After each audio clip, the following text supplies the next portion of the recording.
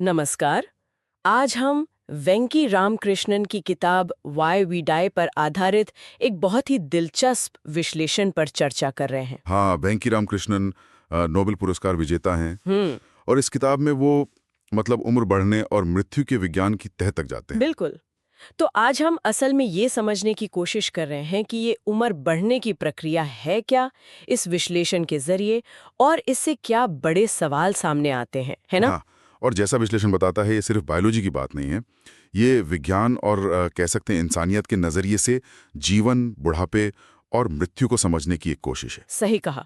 और मुझे विश्लेषण में ये बात बहुत अच्छी लगी कि कैसे रामकृष्णन इतने मुश्किल विषय को भी काफी आसान और दिलचस्प बना देते हैं। बिल्कुल। ये सिर्फ सूखा विज्ञान नहीं है, बल्कि इसमें विज्ञान है, उनके अपने अनुभव हैं और कुछ नैतिक सवाल भी हैं। तो चलिए इसके कुछ वैज्ञानिक पहलुओं पर थोड़ी बात करें। हाँ, ज़रूर। देखिए, विश्लेषण में जिक्र है कि किताब कुछ मुख्य वैज्ञानिक आइडियाज़ को सामने लाती है। जैसे एक है टेलोमियर और सेल्यूलर एजिंग। टेलोमियर, हम्म वो क्या होते हैं? टेलोमियर वो असल में हमारे क्रोमोसोम के सिरों पर एक तरह के सुरक्षा कवच जैसे होते हैं, कैप्स। अच्छा। और होता क्या है कि हर बार जब हमारी कोशिका सेल डिवाइड होती है, तो ये टेलोमियर थोड़े छोटे हो जाते हैं। हर बार? हाँ, और आखिरकार जब ये बहुत ज्यादा छोटे हो जाते हैं, तो सेल या तो डिवाइड होना बंद कर देता है या फिर मर जाता है। इसी को सेलुलर एजिंग यानी कोशिकीय बुढ़ापे का एक बड़ा कारण माना जाता है। अच्छा, तो ये एक तरह से सेल की उम्र का मीटर हुआ। हाँ, कुछ कुछ वैसा ही समझ लीजिए। और विश्लेषण ये भी बताता है कि किताब डीएनए रिपेयर और म्यूटेशन उत्परिवर्तन पर भी बात करती है। हमारी कोशिकाओं में डीएनए को लगातार नुकसान पहुंचता रहता है, पर उनमें से ठीक करने की गजब की क्षमता भी होती है। लेकिन उम्र के साथ ये रिपेयर सिस्टम थोड़ा कमजोर पड़ जाता है। अच्छा, तो उम्र के साथ ये मरम्मत वाली क्षमता कम हो जाती है। हाँ, बिल्कुल ठीक यही होता है।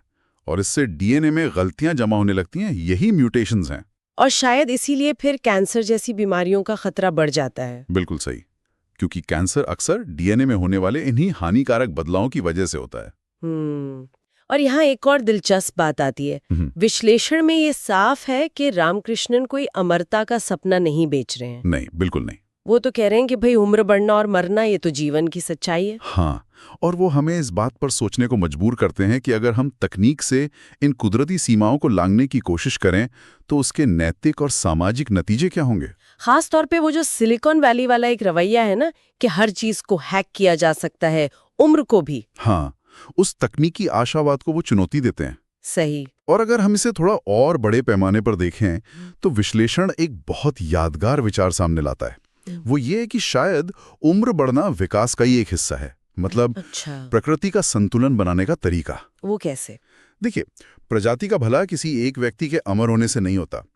प्रजातियां तब फलती फूलती हैं जब पीढ़ियां बदलती हैं, नए जीन कॉम्बिनेशंस बनते हैं और वो बदलते माहौल के हिसाब से ढलती हैं। तो बुढ़ापा और मौत हो सकता है कि ये इस नवीनीकरण, इस रिन्यूअल प्रोसेस का ही हिस्सा हो। वाह, ये तो सोचने का एक बिल्कुल अलग नजरिया है। अच्छा, और किताब की भाषा के बारे में क्या? विश्लेषण कहता है कि वो काफी आसान है। हाँ, ये एक बहुत जरूरी बात है। इसे समझने के लिए कोई बायोलॉजी की डिग्री नहीं चाहिए। रामकृष्ण का लिखने का अंदाज बहुत ही मानवीय है, विनम्र है। वो मौत के डर को समझते हैं, उसे स्वीकारते हैं, लेकिन उसे हर कीमत पर हराने के जुनून पर सवाल भी उठाते हैं। तो मतलब एक बहुत ही संतुलित नजरिया है उनका। हाँ, यथार्थवादी नजरिया है। विश्लेषण का निचोड़ यही है कि ये किताब हमें सिखाती है, सोचने पर मजबूर करती है। जीवन, मृत्यु और ये जो नई बायोटेक्नोलॉजी आ रही है, उसकी संभावनाओं और सीमाओं के बारे में एक गहरी समझ देती है। तो ये सिर्फ मरने के विज्ञान के बारे में नहीं है, बल्कि शायद जीने के तरीके पर भी सोचने को मजबूर करती है। बिल्कुल, ये याद दिलाती है कि शायद जीवन इसलिए कीमती है क्योंकि ये नश्वर है। तो इस पूरी चर्चा से हम क्या मुख्य बात निकाल सकते हैं? मेरे ख्याल से ये कि वेंकी रामकृष्णन की किताब, जैसा कि विश्लेषण में बताया गया है, उम्र बढ़ने और मृत्यु पर एक वैज्ञानिक रूप से ठोस लेकिन साथ ही बहुत गहरी मानवीय दृष्टि देती है। सही कहा। और ये उन आसान जवाबों को चुनौती देती है जो कहते हैं कि हम तकनीक से मौत पर विजय पालेंगे। तो अंत में श्रोताओं के लिए एक सवाल छोड़ते हैं जो इस विश्लेषण के सार से ही निकलता है। हाँ, जरूर। सवाल यह है कि अगर अमरता हमारा लक्ष्य नहीं है, जैसे रामकृष्णन का तर्क है, तो फिर ये समझना कि हम बूढ़े क्यों होते हैं और मरते क्यों हैं, इसका विज्ञान, ये समझ हमारे जीने के तरीके को, हमारे मूल्यों को और जिंदगी के प्रति हमारे नजरिए को कैसे बदल सकती है, या शायद बेहतर बना सकती है।